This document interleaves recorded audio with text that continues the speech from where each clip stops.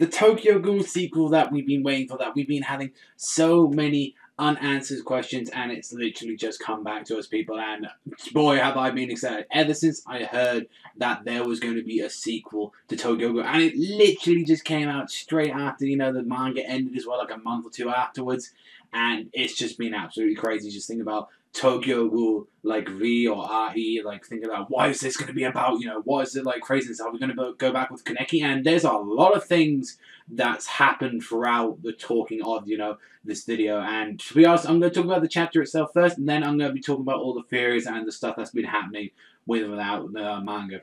So this is 1 month, apparently, I've heard, from after the events of the ending of Tokyo Ghoul, and we see, like, at first we see Hinami with Ayato, and is that, like, Tsukiyama with them as well? Is that, and they're, like, in turmoil, like, over, like, Kaneki, and it's like, since when did, like, Ayato meet up with, like, you know, Hinami, and it's like, it also begs the question as well, where are the other characters as well, you know, where's Toka, you know, like, where's Yomo, like, there are still a lot more other characters we have to see, and it's wondering, like, is, like, Ayato actually looking for the main character? Because this is another thing as well, that we have a different main character now. It seems like our new main character is Sasaki, like, who is just, like, in who was in Akira Yamamoto's, like, squad member as, like, a CCG, and pretty much made us say, like, you know, we need to make someone who could surpass Arima.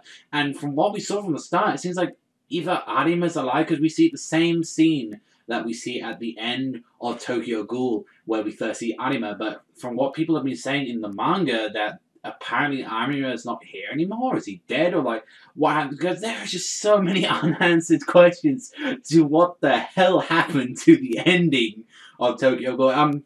I'm still mindfucked from it.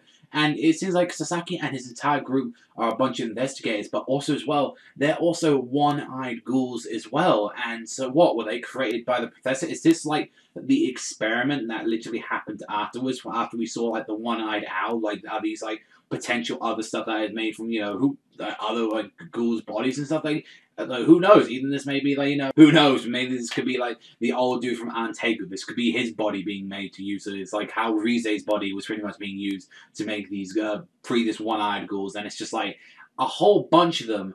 So that could potentially mean that now CCG could be working with the one-eyed owl, that they could be having stuff. Because it's very weird how pretty much, like, all the CCG, like, pretty much, like, all the does have pretty much accepted that these ghoul investigators, like, so pretty much you gotta fight, like, fire with fire at this point, and it seems like they're not very trusted. And as well, like, Sasaki as well, he feels a lot like Kaneki, like, he definitely saved his group and all that from what we saw from this, like, one ghoul that they went against, but it's definitely questionable, like, you know, is that Kaneki, like, right there?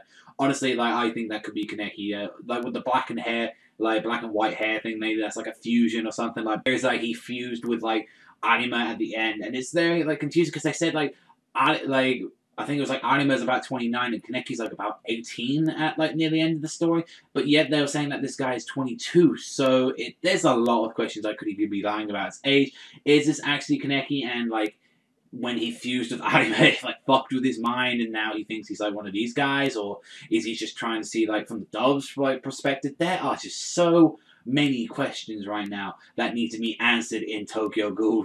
And honestly, for the first chapter, like, one of the things that I had with the original series is that I absolutely love the original manga. I mean, I read it all pretty much in a whole day. I absolutely love the manga, don't get me wrong. I've said it before, that one of the weaker points of the series is the dubs, like, is, like, CCG. And I'm hoping, and they're not hoping, that the entire series is not going to be more on the Does standpoint, because I know that the Tokyo Ghoul Jack manga is pretty much about that. Like, it's from their perspective. I think it's actually about Anima as well. I haven't read it, so forgive me if I'm wrong. But it's like, I really like the Ghoul story. I really like that. Who knows, maybe, like, Tokyo Ghoul was, like, the bit showing up more of the Ghoul side. Now we can see the Dove's, like, human side to it. But it's like, honestly, it's kind of weird just to feel how I really feel about this chapter, and also as well with a brand new series. I absolutely love, like, Tokyo Ghoul. I love the stuff that Kaneki, like, the hardships that he went through. That is the stuff I love right there. And to pretty much be thrown in, and I feel like it's just like, oh,